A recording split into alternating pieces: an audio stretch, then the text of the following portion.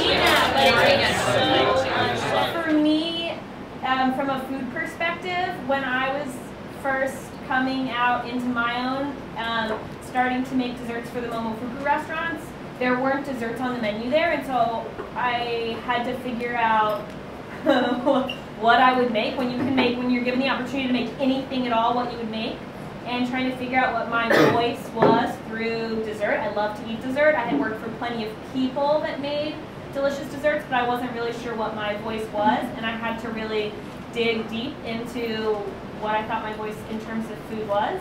I'm from a Midwest sort of family, and I was raised on like going to the grocery store, going to the dollar store, and eating from there. I was never exposed to any sort of food beyond that until I was in probably my 20s.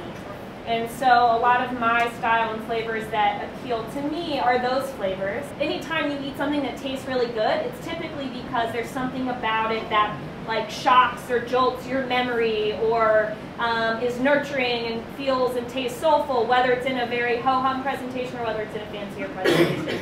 So why do you put it me? I'm not a fan. Like, oh, it's the fancier. These fancy people over here. But there's also nothing wrong with celebrating like the ordinary, because inevitably that's what anchors a lot of our taste buds, or anchors my taste buds, because that's what I was raised on. One of my favorite things growing up to make was an icebox cake. But it's usually layers of some sort of cracker or cookie wafer, like a chocolate cookie wafer or a graham cracker, and you layer it with flavored cream. Essentially, it can be any flavored cream. And you layer it, and then you put it in your refrigerator or your ice box, and you have to let it sit for at least 1 day, and gives it the texture of cake, and it makes it sliceable just like cake and frosting. I think you might have gotten this at the dollar store. See, I got them all at the dollar store. So there's still a sticker on this, but this is grape jelly. Is that good? This is going to be the base of the creamy layer of our icebox cake. Any flavored jelly works really good here. So Danny is going to take some of this warm. You want it? It's hot. Yeah. How much do you spoon it want? over. We need some spoon music. Okay.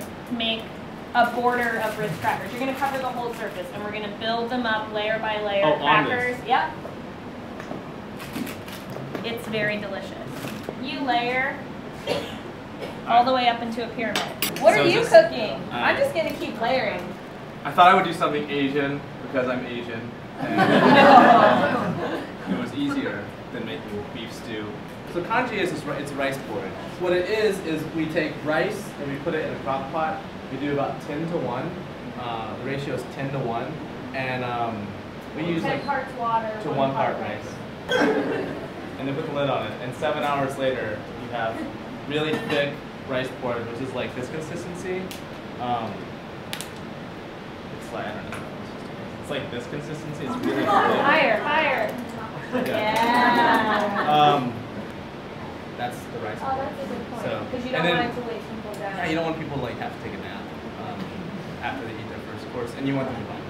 Yeah. So the way we season it is if you took a bouillon cube or chicken stock, put that in there. I like to add a little bit of fish sauce and white pepper, and then a little bit of ginger and scallion.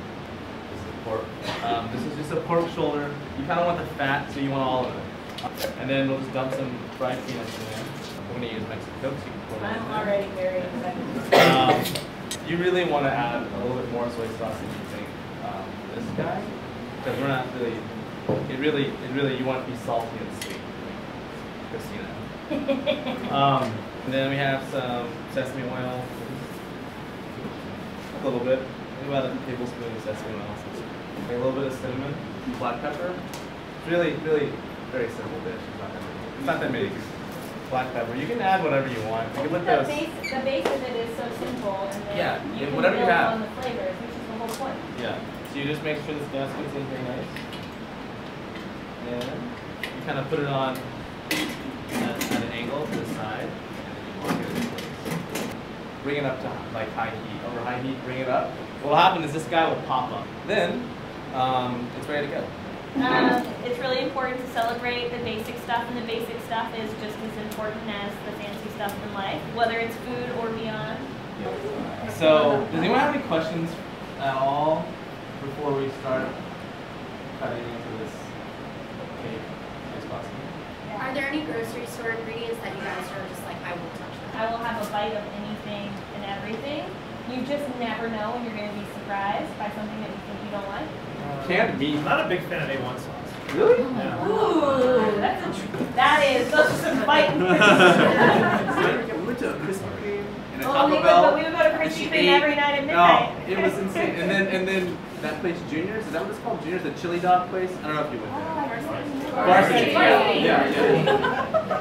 I mean, I came back and I seriously, like, had to not eat. I like to run. I don't know. I don't really have any other. But I guess but if you see Christina like working, it's like, the commissary is like, how many square feet is it? It's 11,000 square feet. But she like she's like in another room like all the time. You should get rollerblades. I had a dream last night. I almost got rollerblades at a play. Well, maybe you'll get a pair of dollar store rollerblades.